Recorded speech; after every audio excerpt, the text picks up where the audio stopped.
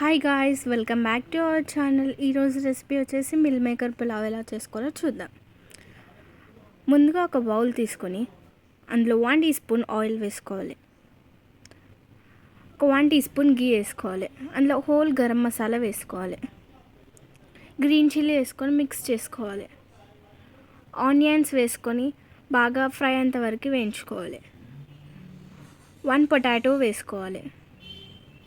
1 tea spoon అల్లం వెల్లుల్లి paste వేసుకొని బాగా మిక్స్ చేసుకోవాలి పచ్చివాసన పోయే వరకు. కొద్దిగా పసుపు వేసుకోవాలి.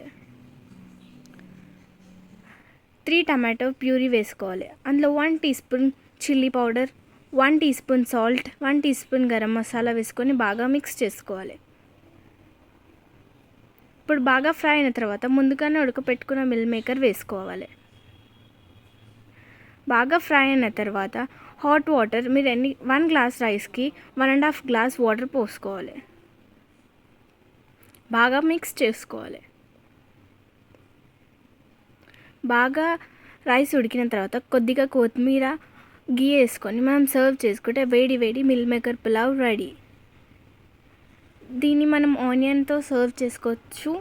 మీకు కానీ ఈ వీడియో నచ్చితే please like, share and subscribe to our channel.